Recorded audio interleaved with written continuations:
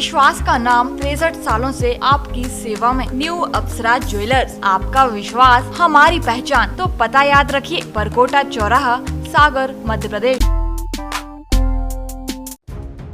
मध्य प्रदेश के मुख्यमंत्री शिवराज सिंह चौहान मंगलवार की दोपहर सागर जिले के बीना पहुंचे, जहां बीना रिफाइनरी में मीटिंग हॉल में DRDO के साथ समीक्षा बैठक ली। बता दें कि बीना रिफाइनरी से 500 मीटर दूर 1000 बिस्तरों का अस्थायी कोविड अस्पताल बनाया जा रहा है, जिसका काम युद्ध स्तर पर चल रहा है। जहां उन्होंने अस्पताल की जगह और रिफाइनरी की BROL प्लांट का निरीक्षण किया। यहीं से ऑक्सीजन प्लांट से इंडस्ट्रियल ऑक्सीजन को मेडिकल ऑक्सीजन में परिवर्तित कर रिफाइनरी से अस्थायी अस्पताल तक मेडिकल ऑक्सीजन की आपूर्ति की जाएगी। अस्थायी अस्पताल की प्रगति की समीक्षा के लिए CM शिवराज सिंह चौहान रिफाइनरी पहुंचे, जहां DRDO और अधिकारियों की बैठक ली। इसमें ऑक्सीजन की लाइन बिछाने के लिए हैदराबाद से बुलाई हुई टीम भी शामिल हुई थी। बैठक के बाद मुख्यमंत्री शिवराज सिंह चौहान ने बताया कि प्रदेश में संक्रमितों की संख्या तेजी से कम हो रही है।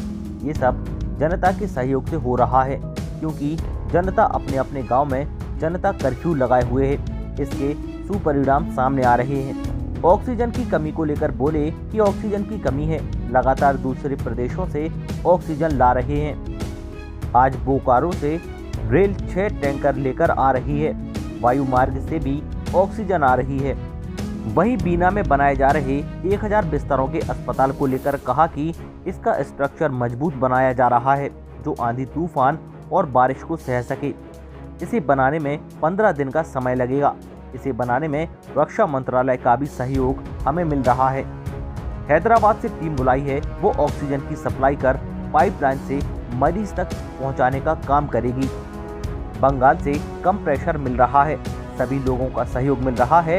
इसमें हम बेहतर इलाज और प्रबंधन वाला सेंटर तैयार कर रहे हैं। युद्ध स्तर पर संघर्ष जारी है और लगातार हम प्रयास ये कर रहे हैं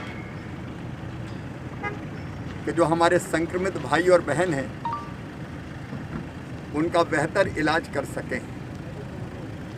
सरकार की दोहरी रणनीति है, एक संक्रमण को बढ़ने से रोका जाए। मैं प्रदेश की जनता को बधाई देना चाहूँगा। गांव-गांव में जनता ने जनता कर्फ्यू लगा के अपने गांव को भी बंद किया, मोहल्लों को भी बंद किया। संक्रमण की चैन तोड़ने की हम कोशिश कर रहे हैं और उसके सुपरिणाम भी सामने आ रहे हैं। हमारे प्रदेश में अब संक्रमितों की संख्या बहुत तेज़ी से नहीं बढ़ रही। पॉजिटिविटी दर हमारी लगातार नीचे जा रही है और मुझे विश्वास है कि जनता के सहयोग के कारण हम जल्दी कोरोना पर काबू पाएंगे। लेकिन दूसरी तरफ संक्रमितों के इलाज की लगातार हमको व्यवस्था करते रहना है और दूसरे कोरोना में कौन सी लहर आ जाए अभी इसका भी ठिकाना नहीं है और इसलिए इलाज की बेहतर व्यवस्थाएं बनाने के प्रयास लगातार जारी है। ऑक्सीजन की कमी एक समस्या है। एक तरफ हम प्रदेश से बाहर ऑक्सीजन ला रहे हैं। आज ऑक्सीजन रेल भी मध्य प्रदेश में 6 टैंकर लेके चली है बोकारो से, वो भी आज मध्य प्रदेश में पहुंच रही है।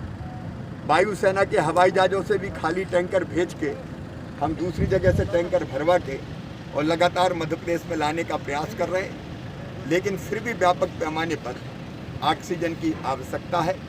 बीना रिफाइनरी के पास पर्याप्त मात्रा में ऑक्सीजन है और इसलिए हमने ये विचार किया कि अगर यहाँ ऑक्सीजन है और वो ऑक्सीजन ऐसी है जिसको सिलेंडर में भर के दूसरे अस्पताल में हम सप्लाई नहीं कर सकते, और इसलिए हमने ये विचार बनाया कि जहाँ ऑक्सीजन है वहीं हम अस्पताल बना दें। और इसलिए कोरोना से पीड़ित भाई और बहनों के लिए ये बीना रिफाइनरी की ऑक्सीजन पर आधारित अस्पताल बनाए जाने का हमने फैसला किया है। क्योंकि कई टेक्निकल दिक्कत थी, इसलिए हमने कई लोगों को जोड़ा है। DRDO जो रक्षा मंत्रालय के अंतर्गत आता है, उसकी टेक्निकल टीम आ जाई तो रक्षा मंत्रालय भी हमको टेक्निकल सपोर्ट करेगा। अहमदाबाद से टीम आई, वो ऑक्सीजन की लाइनें कैसे बिछा के और पेशेंट तक पहुंचाना है इसका इंतज़ाम करेंगे। हमने साउथ से भी एक टीम बुलाई तो जितने भी लोग हो सकते थे जो इस काम से संबंधित थे, सबको हमने बुलाया है। अस्पताल के सुव्यवस्थित संचालन के लिए अनुभवी और एक्सपर्ट्स टीम की ज़रूरत है, तो प्राइवेट अस्पताल उससे जोड़ने का फैसला किया है। आज चिरायू अस्पताल भी हमारे साथ यहाँ आया था देखने के लिए, ताकि ऐसा ना हो कि हम बाकी व्यवस्था खड़ी कर दें और ढंग से मरीजों का इलाज करने वाली डॉक्टर्स की टीम ना हो। तो जितनी छोटी छोटी व्यवस्थाएं हैं उन सब पर हमने विस्तार से विचार किया। HR की एक टीम कितने मरीजों को देख पाएगी, HR मतलब डॉक्टर, नर्स, पैरामेडिकल स्टाफ, उसके हिसाब से यहाँ स्ट्रक्चर बनेगा, क्योंकि एक साथ बहुत से पेशेंट खड़े नहीं किए जा सकते।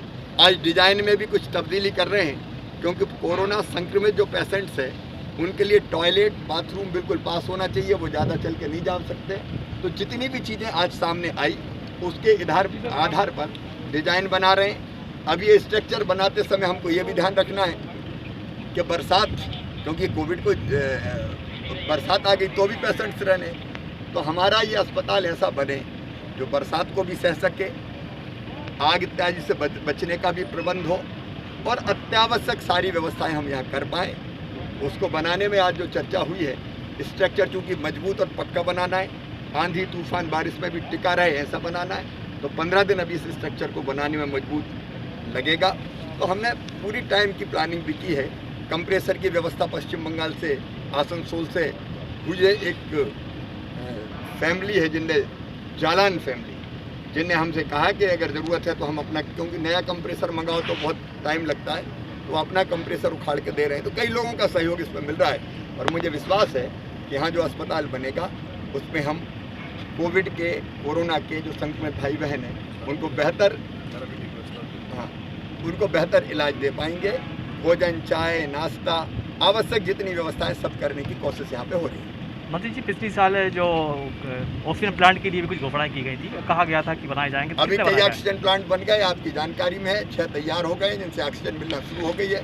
7वां आज तैयार हो जाएगा। 37 प्लांटों पे और काम चल रहा है, तेजी से उनके निर्माण का काम जारी है। ठीक।